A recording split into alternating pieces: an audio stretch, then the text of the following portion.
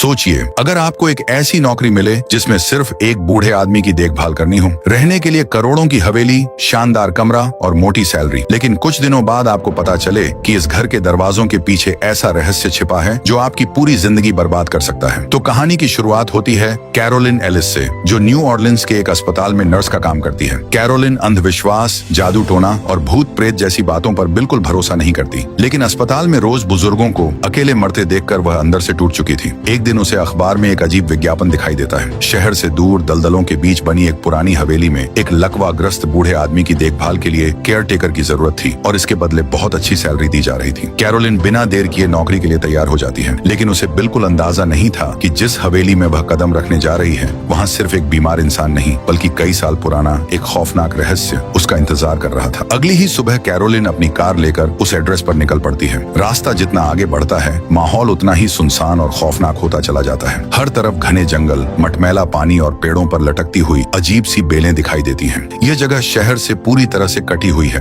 और कुछ देर गाड़ी चलाने के बाद आखिरकार कैरोलिन उस पुराने जमाने के हवेली के सामने पहुंचती है। लेकिन सबसे चौंकाने वाली बात यह थी कि दूर दूर तक एक पक्षी भी दिखाई नहीं देती है। सामने खड़ी बिल्डिंग देखकर ही अजीब सा लगता है। दीवारों पर पुरानी दरारें, उखड़ी हुई पेंट और ऐसा लगता है जैसे इस हवेली में बहुत कुछ हुआ हो। वह अंदर जाती है और जोर से आवाज लगाती है, कोई है यहाँ? तभी अचानक से दरवाजा अपने आप खुलती है और कुछ मिनट अंदर जाने पर उसे सामने पीछे के गार्डन में हवेली की मालकिन वायलेट दिखाई देती है, जो अपने हस्बैंड की बाल काट रही होती है। इसी बीच उसकी मुलाकात ल्यूक से होती है, जो इस हवेली का कानूनी मामलों को संभालता था। वो कैरोलिन को बताता कि वायलेट के हस्बैंड बेन को कुछ दिन पहले स्ट्रोक आया था, जिससे कारण उनका शरीर पूरा पैरालाइज हो गया और उन्हीं की देखभाल के लिए उन्हें एक नर्स की जरूरत है। इसके बाद ल्यूक कैरोलिन को इस घर की मालकिन वायलेट से मिलाता है, लेकिन वायलेट का व्यवहार बहुत ही अजीब और रूखापन था। वह कैरोलिन को नौकरी पर रखने के लिए हिचकिचा रही थी क्योंकि वह इस इलाके की लड़की नहीं थी, लेकिन ल्यूक उसे समझाता कि तुम्हारी इन्हीं व्यवहार के वजह से कोई भी नर्स यहाँ टिक नहीं पाती। पिछली 4 लड़कियां भी इसी वजह से वापस चली गई थी। ल्यूक के थोड़ा समझाने पर वायलेट कैरोलिन को नौकरी पर रखने के लिए मान जाती है, लेकिन जाते वक्त वह ल्यूक से कहती कि यह लड़की इस घर को कभी समझ नहीं पाएगी।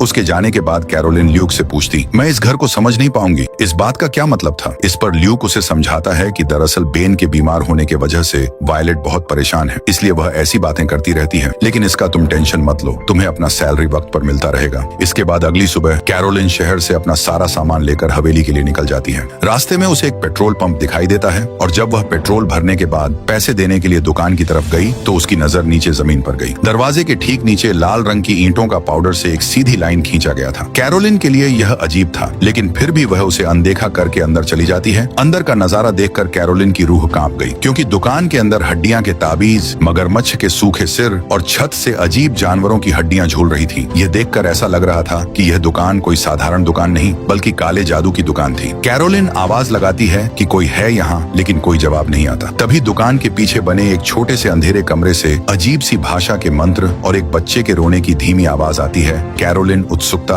और थोड़े डर के साथ उस कमरे की तरफ बढ़ी। तभी अचानक उसे एक बूढ़ी औरत दिखाई देती है, जिसकी आंखें पूरी तरह सफेद और अंधी थीं। इसी बीच उसके ठीक पीछे से एक भारी और डरावने इंसान का साया आता है। कैरोलिन डर के मारे चीखते चीखते बची, क्योंकि वह भारी भरकम आदमी हाथ में एक तेज धारदार चाकू लेकर सीप को कच्चा खा रहा था। उसकी आंखें कैरोलिन को ऐसे घूर रही थीं जैसे वह कोई शिकार हो। कैरोलिन जल्दी से अपने पर्स से पैसे निकालकर उस आदमी को थमा देती और तुरंत वहाँ से निकल जाती है। हवेली पहुँचने के बाद कैरोलिन अपना सारा सामान अपने कमरे में रखने लगी, लेकिन एक अजीब बात उसको कब से खाए जा रही थी। वो ये कि इस कमरे में एक भी आईना नहीं था और यहाँ तक उस कमरे में जहाँ भी आईना रखने की जगह थी वहाँ से भी आईना हटा दिया गया था। जब उसने कमरे के बाहर जाकर देखा तो पूरे घर में भी कहीं आईना नहीं लगा था। थोड़ी देर बाद कैरोलिन बेन के कमरे में जाती है और जैसे ही वह उसकी हालत देखने के लिए उसके करीब जाती तो अचानक बेन कैरोलिन का हाथ कसकर पकड़ लेता है। उसकी आंखों में साफ घबराहट थी, जैसे वह कुछ कहना चाहता हो, लेकिन लकवे के वजह से उसका मुंह हिल भी नहीं पा रहा था। तभी पीछे से वायलेट आती, जिसके हाथ में एक दवा का कप था। दवा पिलाते ही बेन शांत होकर सो जाता है। इसके बाद वायलेट कैरोलिन को बाहर ले जाकर हवेली के नियम समझाने लगती है। वह कहती है, बेन को सुबह 11 बजे और शाम 6 बजे दवा देनी होगी। इस बार उसका व्यवहार पहले के मुकाबले थोड़ा नरम था। इसी दौरान कैरोलाइन ने वायलेट से पूछा कि आप लोग इस घर में कब से रह रहे हैं? वायलेट बताती है कि पहले वे लोग सवाना में रहते थे, लेकिन कुछ साल पहले यहाँ आ गए। ये बंगला उन्होंने एक भाई बहन से खरीदा था, जिनका नाम मार्टिन और ग्रेस था। इसके बाद वायलेट एक पुरानी तस्वीर की तरफ इशारा करती है। तस्वीर में मार्टिन और ग्रेस मुस्कुराते हुए खड़े थे। कैरोलाइन जैसे ही उस तस्वीर तस्वीर को हाथ में उठाती है तभी उसके पीछे छिपी एक दूसरी तस्वीर नीचे गिर जाती है। इस तस्वीर को देखकर कैरोलाइन की नजर तुरंत उन दो काले नौकरों पर जाती है जो मार्टिन और ग्रेस के पीछे खड़े थे। तस्वीर पलटने पर पीछे दो नाम लिखे थे, पापा जस्टिफाई और मामा सिसिल। कैरोलाइन को यह बात थोड़ी अजीब लगती है, लेकिन इससे पहले कि वह कुछ पूछती, वायलेट उसे एक अजीब सी चाबी पकड़ा देती है। वायलेट बताती है कि यह इस घर की स्केलेटन की है। इससे घर का लगभग हर दरवाजा खोला जा सकता है। उसके पास भी ऐसी ही एक चाबी है और वह चाहती है कि कैरोलाइन भी इसे अपने पास रखे। लेकिन कैरोलाइन के दिमाग में अब एक और सवाल घूम रहा था, इस पूरे घर में एक भी आईना क्यों नहीं था? जब कैरोलिन ने वायलेट से इस बारे में पूछा तो वायलेट ने मुस्कुराते हुए कहती है वह और उनके पति बूढ़े हो चुके हैं और अब उन्हें आईने में अपने ढलते हुए चेहरे देखना पसंद नहीं है, इसलिए उसने घर के सारे आईने बेच दिए। जवाब सुनकर कैरोलाइन चुप तो हो जाती है, लेकिन उसके मन में वायलेट को लेकर शक और भी बढ़ जाता है। अगले दिन वायलेट बगीचे में पौधों की देखभाल कर रही थी। तभी उसे याद आता है कि वह फूलों के बीज ऊपर अटारी में रखना भूल गई है। वायलेट कैरोलाइन से कहती है कि तुम ऊपर जाकर बीज ले आओ। कैरोलाइन अटारी में पहुंचती है। ये वही जगह थी जहां कुछ समय पहले बेन को स्ट्रोक आया था। अटारी में कदम रखते ही कैरोलाइन को एक अजीब सी बेचैनी महसूस होने लगती है। पूरा माहौल इतना शांत था कि छोटी सी आवाज भी साफ सुनाई दे रही थी। तभी उसकी नजर बीजों के पैकेट पर पड़ती है। कैरोलाइन जैसे ही उन्हें उठाने के लिए आगे बढ़ती है तभी अचानक पीछे से जोर जोर से खटखटाने की आवाज आने लगती है। कैरोलाइन घबराकर पलटती है। सामने दीवार के पास रखी लकड़ी की एक शेल्फ तेजी से हिल रही थी। वह धीरे धीरे उसके पास जाती है और तभी उसे पता चलता है कि शेल्फ के ठीक पीछे एक छोटा सा दरवाजा है। और सबसे डरावनी बात, दरवाजा बाहर से नहीं बल्कि अंदर से जोर जोर से हिल रहा था। ऐसा लग रहा था जैसे कोई अंदर बंद है और किसी भी कीमत पर बाहर निकलना चाहता है। कैरोलाइन धीरे धीरे उस दरवाजे के हैंडल की तरफ हाथ बढ़ाती है, लेकिन जैसे ही उसकी उंगलियां हैंडल को छूने वाली होती हैं, दरवाजा अचानक हिलना बंद कर देता है। कैरोलाइन कुछ सेकंड तक वहीं खड़ी रहती है। फिर वह दरवाजा खोलने की कोशिश करती है, लेकिन दरवाजा लॉक था और अब कैरोलाइन के दिमाग में सिर्फ एक ही सवाल घूम रहा था, आखिर इस बंद कमरे के अंदर ऐसा क्या है जो बाहर निकलने की कोशिश कर रहा है। तभी उसे स्केलेटन चाबी की याद आती। उसने तुरंत उस चाबी से दरवाजा खोलने की कोशिश की, लेकिन हैरानी की बात थी कि दरवाजा जरा सा भी नहीं खुला। तभी नीचे से वायलेट ने कैरोलाइन को आवाज लगाई। आवाज सुनकर कैरोलाइन नीचे पहुंची और वायलेट से कहती है कि आपने तो बताया था कि इस स्केलेटन चाबी से घर के सारे दरवाजे खुल जाते हैं, फिर एटिक का यह कमरा क्यों नहीं खुल रहा? ये सुनते ही वायलेट के चेहरे का रंग थोड़ा बदल जाता है। वह कैरोलाइन से कहती है कि उस कमरे का दरवाजा कभी नहीं खुला। जिस दिन से वो लोग इस घर में आए हैं तब से वो कमरा बंद है। लेकिन कैरोलाइन के मन में अब एक सवाल उठ चुका था कि आखिर उस कमरे के अंदर ऐसा क्या है जिसे इतने सालों से बंद रखा गया है।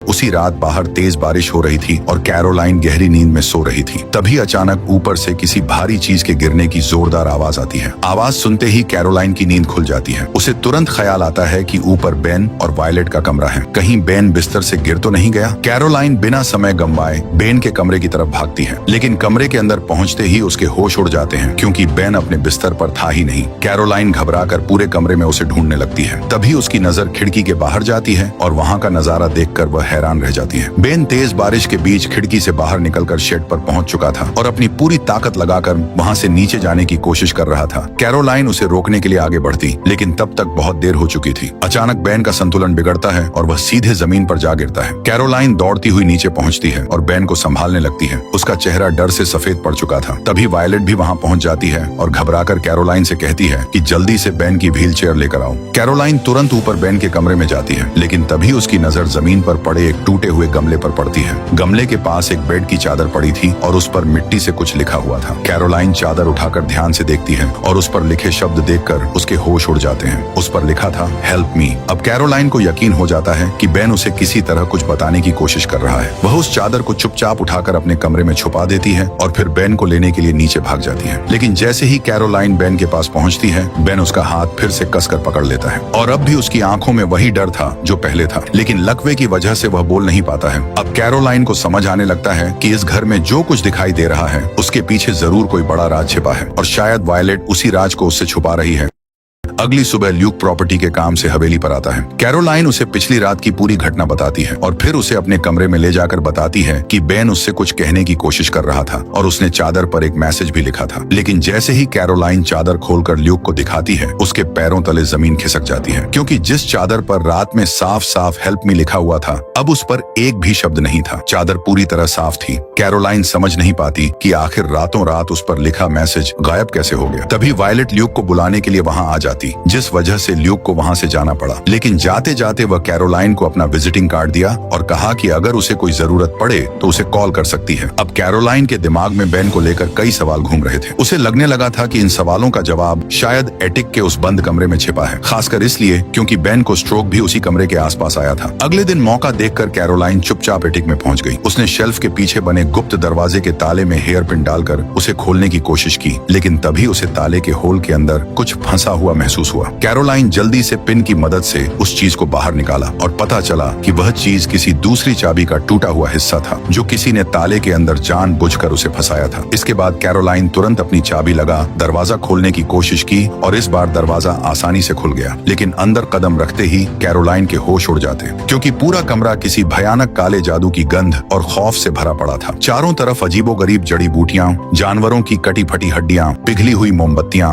इंसानी बाल और तंत्र मंत्र की पुरानी किताबें बिखरी पड़ी थी। तभी उसकी नजर एक पुराने विनाइल रिकॉर्ड पर पड़ती है, जिस पर धूल जमा थी। उस पर लिखा था, पापा जस्टिफाई, कसम और बलि की विधि। पापा जस्टिफाई वही ब्लैक नॉकर था जिसकी फोटो कैरोलाइन ने हवेली के पुराने मालिक मार्टिन और ग्रेस की तस्वीर के पीछे छिपी देखी थी। तभी जमीन पर पड़ी एक अजीब अंगूठी कैरोलाइन का ध्यान खींचती है, जिस पर 3 सांपों के मुंह बने हुए थे। कैरोलाइन अभी उस अंगूठी को हाथ में लेकर देख ही रही थी कि तभी नीचे से वायलेट की भारी आवाज गूंजती है, जो कि कैरोलाइन को तेजी तेजी पुकार रही थी। आवाज सुनते ही कैरोलाइन अंगूठी वहीं छोड़ देती है और डिस्क को लेकर एटिक की तरफ बढ़ जाती है। लेकिन इससे पहले कि वह वहां पहुंच पाती, वायलेट खुद एटिक के दरवाजे तक आ चुकी थी। यह देखकर कैरोलाइन तुरंत पास रखी एक पुरानी लकड़ी की मेज के पीछे सांस रोककर छिप जाती है। वायलेट कमरे में आकर चारों तरफ अपनी शक की निगाहें दौड़ाती है, पर किस्मत से कैरोलाइन उसे दिखाई नहीं देती। कुछ देर बाद वायलेट वापस नीचे चली जाती है। वायलेट के जाते ही कैरोलाइन राहत की सांस लेती है, पर जैसे ही वह मेज के पीछे से बाहर निकलती है, उसकी नजर कमरे के कोने में रखी चीजों पर पड़ती है और वह सन्न रह जाती है, क्योंकि वायलेट ने उससे कहा था कि उसने घर के सारे आईने बेच दिए हैं, लेकिन यहाँ तो कमरे के सारे आईने अभी भी छिपा कर रखे हुए थे। अब कैरोलाइन के मन में एक और बड़ा सवाल पैदा हो जाता है, अगर सारे आईने अभी भी इसी घर में मौजूद हैं, तो आखिर वायलेट ने उससे झूठ क्यों बोला? खतरे को देखते हुए कैरोलाइन ज्यादा देर वहां नहीं रुकती। वह उस डिस्क रिकॉर्ड को उठाकर सीधा अपनी दोस्त जिल के घर पहुंचती है। दोनों मिलकर जब उस रिकॉर्ड को प्लेयर पर चलाती हैं, तो उसमें से एक भयानक, भारी और रहस्यमयी आवाज में अजीब तंत्र मंत्र गूंजने लगते हैं, जिसे सुनकर जिल तुरंत उसे पहचान जाती है और कैरोलाइन को बताती है कि ये कोई साधारण मंत्र नहीं है, बल्कि हुडू से जुड़े मंत्र हैं, और उसे अच्छे से समझाती है कि हुडू इस इलाके की एक बहुत पुरानी काले जादू की परंपरा है, जिसे आज भी कुछ लोग मानते हैं। लेकिन इसकी सबसे अजीब बात यह है कि इसका असर तभी होता है जब इंसान खुद उस पर विश्वास करे। जिल उसे आगे बताती है कि उसकी आंटी भी एक ऐसी महिला के पास जाती हैं, जो हुडू के जरिए लोगों की मदद करती है। यह सुनकर कैरोलाइन बिना एक पल गंवाए जिल से उस औरत का एड्रेस पूछती है, जिस पर जिल उसे उस शहर की एक पुरानी लॉन्ड्री शॉप पर ले जाती है और कहती है, मेरी आंटी यहीं आती है। लेकिन इससे पहले कि कैरोलाइन उस हुडू विशेषज्ञ से मिले, वह बेन की सुरक्षा के लिए वापस उसी खौफनाक हवेली लौटने का फैसला करती है, जहाँ अब मौत और काले जादू का खेल और भी खतरनाक मोड़ लेने वाला था। अगली सुबह जब वायलेट ने बेन के कमरे में आईना देखा, तो उसका गुस्सा 7वें आसमान पर पहुंच गया। उसने कैरोलाइन को जमकर डांटा और साफ चेतावनी दी कि वह दोबारा ऐसी गलती कभी न करे। लेकिन इस बार कैरोलाइन पीछे हटने वाली नहीं थी। उसने सीधे शब्दों में कहा, मैंने एटिक के उस बंद कमरे का ताला खोल दिया है और वहां मैंने जो देखा वह किसी आम कमरे जैसा बिल्कुल नहीं था। अगर आपने अब भी मुझसे सच नहीं बताया तो मैं इसी वक्त यह नौकरी छोड़कर चली जाऊंगी। ये सुनकर वायलेट को समझ आ गया कि अब सच छुपाने का कोई फायदा नहीं है। वायलेट एक गहरी सांस लेती है और इस हवेली का खौफनाक इतिहास बताने लगती है। उसने बताया कि करीब 90 साल पहले इस हवेली का मालिक थर्प नाम का एक बेहद लालची बैंकर था, जिसने गरीबों को लूट लूट कर यह आलीशान घर बनवाया था। वह यहाँ अपनी पत्नी, 2 बच्चों और 2 नौकरों के साथ रहता था।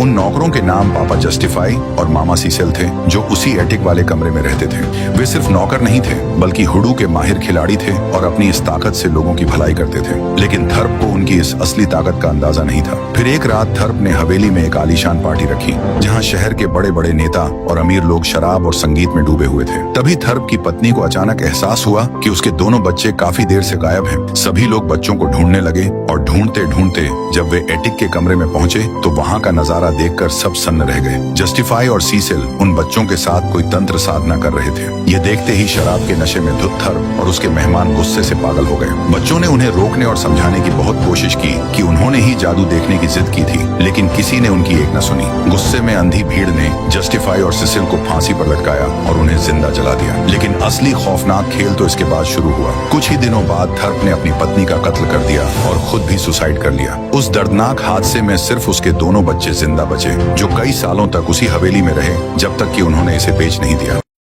वायलेट ने धीमी और कांपती आवाज में कहा, लेकिन जस्टिफाई और सीसेल की कहानी वहीं खत्म नहीं हुई। आज भी उनकी परछाइयां इस घर के आईनों में दिखाई देती हैं और मुझे पूरा यकीन है कि उन्हीं आत्माओं ने ही बेन की ये हालत की है। इसीलिए मैं इस घर में कभी आईने का इस्तेमाल नहीं करती। लेकिन कैरोलाइन एक प्रैक्टिकल लड़की थी। उसने वायलेट की इन अंधविश्वासी बातों पर यकीन करने से साफ इनकार कर दिया। अगले दिन जब कैरोलाइन कपड़े सुखाने गार्डन में गई तो उसकी नजर कोने में बने एक पुराने शेड पर पड़ी। अंदर जाकर देखने पर उसे वहाँ ढेर सारा लाल ईंट का पाउडर रखा मिला। कैरोलाइन सोच में पड़ गई कि आखिर इतने सारे ईंट के पाउडर का यहाँ क्या काम, पर फिलहाल उसने इस बात को इग्नोर कर दिया। अगले दिन कैरोलाइन उस हुडू करने वाली औरत के पास पहुंची जिसके बारे में उसकी दोस्त जिल ने बताया था। लेकिन दुकान के अंदर जाते वक्त उसने दरवाजे की चौखट पर फिर से लाल ईंट के पाउडर की एक सीधी रेखा देखी, बिल्कुल वैसे ही जैसी उसने पेट्रोल पंप पर देखी थी। अंदर पहुंचते ही कैरोलाइन ने उस औरत से पूछा, मैंने दरवाजे के नीचे लाल ईंट की रेखा देखी, आखिर यह किस लिए बनाई जाती है? उस औरत ने गंभीर होकर समझाया, यह रेखा एक ढाल की तरह काम करती है। अगर कोई इंसान मन में तुम्हारे प्रति नफरत या नुकसान पहुंचाने की नीयत रखता है तो वह चाहकर भी इस रेखा को पार नहीं कर पाएगा। ये रेखा तुम्हें यह साफ साफ दिखा देती है कि तुम्हारा असली दुश्मन कौन है। यह सुनते ही कैरोलाइन का शक और गहरा हो गया। उसने उस औरत को बेन की हालत और हवेली की पूरी कहानी बता दी। उस औरत ने कैरोलाइन को कुछ तंत्र मंत्र का सामान और एक खास मंत्र दिया जिससे बेन की जान बचाई जा सके। उसी रात कैरोलाइन चुपके से बेन के कमरे में गई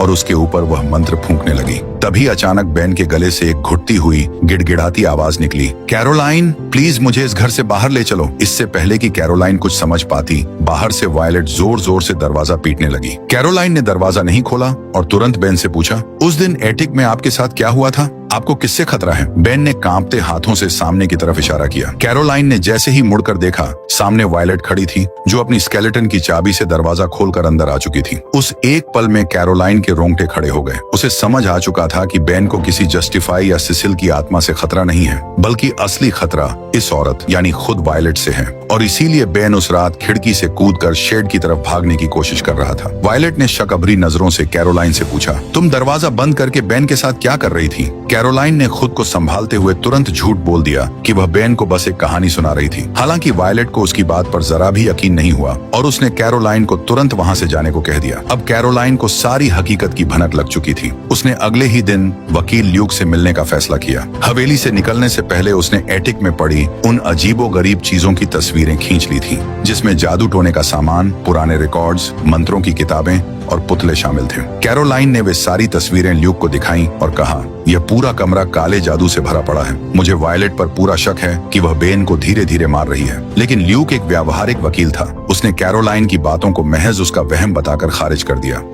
अब कैरोलाइन समझ गई कि उसे बेन को अकेले ही बचाना होगा। जब ल्यूक उसे गाड़ी से छोड़ने जा रहा था तो रास्ते में वही पुराना पेट्रोल पंप आया जहां कैरोलाइन ने पहली बार लाल ईंट की रेखा देखी थी। कैरोलाइन ने तुरंत गाड़ी रुकवाई और दोनों अंदर गए। वहां वही अंधी बूढ़ी औरत बैठी थी। कैरोलाइन ने उससे सीधे पूछा, क्या आप पापा जस्टिफाई की कसम और बलि की विधि के बारे में कुछ जानती हैं? ये नाम सुनते ही उस अंधी औरत के चेहरे का रंग उड़ गया। उसकी कांपती आवाज निकली, उस हुडू का नाम भी अपने मुंह पर मत लो लड़की। उसने डरते हुए आगे बताया कि कसम और बलि ये कोई आम हुडू नहीं है, बल्कि एक बेहद खतरनाक और भयानक विद्या है। कहा जाता है कि उम्र बढ़ाने के लिए इस हुडू की इस्तेमाल की जाती है, जिसमें किसी बेगुनाह इंसान की बलि देकर उसके शरीर पर कब्जा कर लिया जाता है ताकि खुद की जिंदगी लंबी की जा सके। इस काले जादू को पापा जस्टिफाई ने खोज निकाला था, लेकिन सुना है कि इसका इस्तेमाल करने से पहले ही उसे और उसकी पत्नी को लोगों ने मार डाला था। अब कैरोलाइन को पूरा सच समझ आ चुका था। उसे एहसास हो गया था कि वायलेट इसी अंधविश्वास और जिंदगी बढ़ाने के लालच में बेन की बलि चढ़ाने की तैयारी कर रही है। ये सच सामने आते ही कैरोलाइन ठान लेती है कि चाहे कुछ भी हो जाए, आज ही रात वह बेन को लेकर इस खौफनाक बंगले से सही सलामत निकाल लेगी। ल्यूक उसे लाख समझाने की कोशिश करता है, लेकिन कैरोलाइन पीछे हटने को तैयार नहीं होती। हवेली लौटते ही कैरोलाइन सीधा गार्डन शेड में जाती है, जहां उसने पहले ढेर सारा लाल ईंट का पाउडर देखा था। उस पाउडर से उसने अपने कमरे की दहलीज पर एक सीधी लाइन खींच दी, क्योंकि हुडू के हिसाब माना जाता है कि जो लोग आपको नुकसान पहुंचाना चाहते हैं वह आपकी बनाई ईंट के पाउडर की लाइन को पार नहीं कर सकते। कैरोलाइन बस यह परखना चाहती थी कि क्या वायलेट सच में उसे कोई नुकसान पहुंचाना चाहती है या नहीं। साथ ही वह यह भी देखना चाहती थी कि हुडू वाकई काम करता है या एक अंधविश्वास है। कैरोलाइन चालाकी से उस लाइन को कमरे के डोरमैट से छिपा देती है। इसके बाद वह छत से पानी टपकने का बहाना बनाकर वायलेट को अपने कमरे में बुलाती है, लेकिन वायलेट कमरे के दरवाजे पर आते ही ठिठक गई और कमरे की चौखट पार नहीं की। उसने कैरोलाइन से कहा,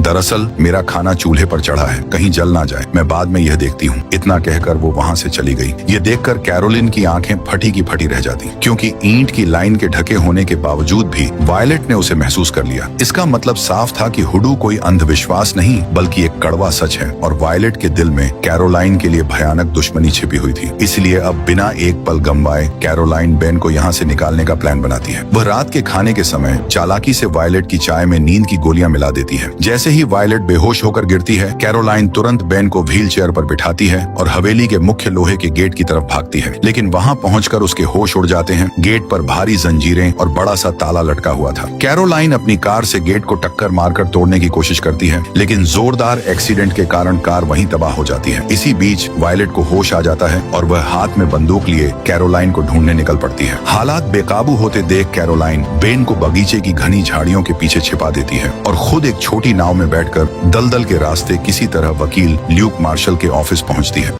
ऑफिस पहुंचते ही कैरोलाइन हांफते हुए ल्यूक को सारी बात बताती है कि कैसे उसने बेन को झाड़ियों में छिपाया है और उन्हें फौरन पुलिस को बुलाना होगा। इससे पहले वह कुछ और कहती कि तभी ल्यूक का फोन बज उठा, जिससे वह बातें करने के लिए दूसरे कमरे में चला जाता। लेकिन तभी कैरोलिन की नजर ल्यूक की मेज पर पड़े कुछ कागजात और तस्वीरों पर पड़ती है, जो कि उसकी ही थी और यह उस वक्त की तस्वीरें थीं जब वो ल्यूक से मिली भी नहीं थी। यह देखकर कैरोलाइन के रोंगटे खड़े हो गए। तभी उसकी नजर खुले हुए ड्रॉर पर पड़ी, जिसके अंदर उसे वही 3 सांपों के मुंह वाली अंगूठी मिली जो उसने एटिक वाले कमरे में देखा था। इतना ही नहीं बल्कि वहाँ एक पुरानी स्केलेटन चाबी भी मौजूद थी, जिसका टूटा हुआ टुकड़ा कैरोलाइन को उसी एटिक के ताले में फंसा मिला था। इन सारी चीजों का ल्यूक के पास होना इस बात की तरफ इशारा कर रहा था ल्यूक भी इस पूरे काले खेल में वायलेट के साथ मिला हुआ था। और सबसे भयानक सच तो यह था कि बली बेन की नहीं बल्कि खुद कैरोलाइन की दी जाने वाली थी। खौफ से कांपती कैरोलाइन जैसे ही वहाँ से भागने की कोशिश करती है, ल्यूक पीछे से आकर एक पतली तार से उसका गला घोंट देता है, जिससे कैरोलाइन वहीं बेहोश होकर गिर पड़ती है। जब कैरोलाइन को होश आता है तो वह ल्यूक की कार में खुद को बंधा हुआ पाती है। ल्यूक उसे घसीटते हुए वापस उसी हवेली के अंदर ले आता है। हवेली में कदम रखते ही वायलेट तुरंत कैरोलाइन की आंखों में एक खौफनाक हुडू पाउडर झोंक देती है और उस पर टूट पड़ती है। लेकिन कैरोलाइन पूरी ताकत लगाकर खुद को संभालती है और वायलेट को जोरदार धक्का दे देती है, जिससे वायलेट सीढ़ियों से लुढ़कती हुई नीचे जा गिरती है और उसके दोनों पैर टूट जाते हैं। इस सुनहरे मौके का फायदा उठाकर कैरोलाइन तुरंत ऊपर भागती है और टेलीफोन उठाकर अपने दोस्त और पुलिस को कॉल लगा देती है और चीखते हुए पुलिस को बताती है कि 2 लोग उस पर काला जादू करके उसका शरीर छीनना चाहते हैं।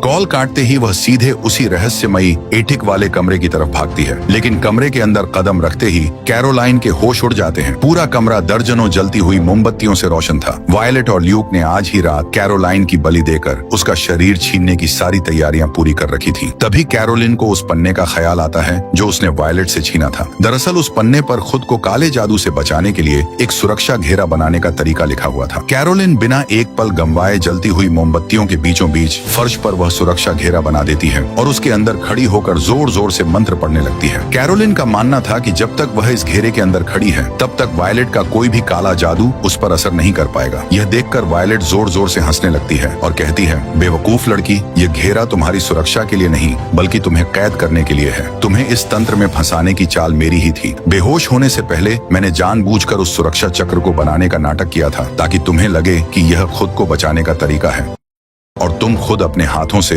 इस घेरे में आकर कैद हो जाओ। और तुमने बिल्कुल वैसा ही किया। यह सुनकर कैरोलिन के होश उड़ जाते हैं। उसे समझ आता है कि वह इतने दिनों से जिस जाल को सुलझाने की कोशिश कर रही थी, असल में वह जाल उसी को फंसाने के लिए बिछाया गया था। अब वायलेट हंसते हुए उसके सामने एक बड़ा सा शीशा कर देती है, जिसके अंदर कैरोलिन को वो सारी भटकती हुई आत्माएं दिखाई देने लगती हैं जिन पर पहले हुडू जादू किया जा चुका था। इसके बाद वायलेट तुरंत उस भारी शीशे को पूरी ताकत से कैरोलिन की तरफ धक्का दे देती है। शीशा कैरोलिन से टकराता है और एक बहुत बड़ा रूह कंपा देने वाला धमाका होता है। तभी फिल्म का सबसे बड़ा और दिमाग हिला देने वाला सच हमारे सामने आता है। सच ये था कि 90 साल पहले फांसी पर पापा जस्टिफाई और मामा सिसिल नहीं जलाए गए थे, बल्कि उस रात फांसी पर लटकाए जाने से ठीक पहले पापा जस्टिफाई और मामा सिसिल ने हुडू बलि देकर अपनी आत्माओं को घर के उन दोनों छोटे बच्चों के शरीरों में ट्रांसफर कर लिया था। यानी फांसी पर तो थोरपे परिवार के बेकसूर बच्चे जला दिए गए थे। आगे चलकर जब वे बच्चे बड़े हुए तो उन्होंने अपनी आत्माओं को बेन और वायलेट के जवान शरीरों में ट्रांसफर कर लिया। और अब जब बेन और वायलेट के शरीर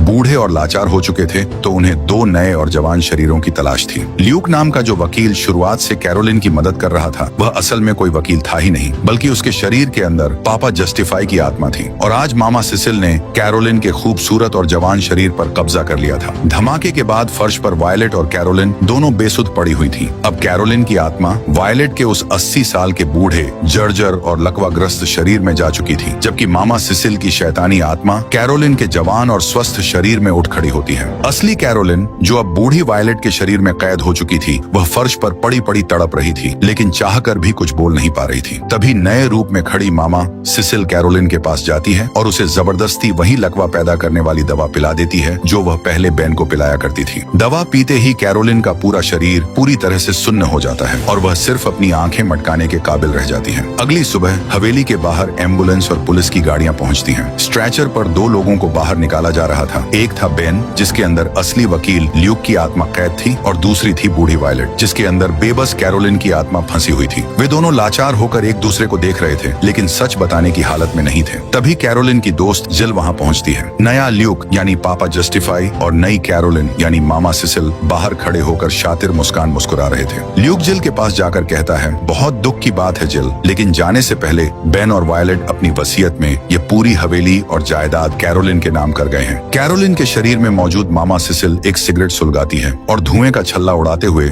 जिल से कहती है, हाँ, मुझे यह हवेली बहुत पसंद आई और मैं अब यहीं रहने वाली हूँ। इसके बाद एम्बुलेंस कैरोलिन और ल्यूक को उनके ही तड़पते पुराने शरीरों के साथ लेकर दूर चली जाती है और वह शैतानी तांत्रिक जोड़ा नए जवान शरीर हासिल करके एक बार फिर उस हवेली पर अमर होकर राज करने लगता है। और इसी खौफनाक मोड़ के साथ इस बेहतरीन सस्पेंस थ्रिलर फिल्म का अंत हो जाता है। अगले वीडियो में मेरे ये सारे सब्सक्राइबर्स थे। अगर आपको भी इस लिस्ट में आना है तो वीडियो को लाइक करके चैनल को सब्सक्राइब कर लेना।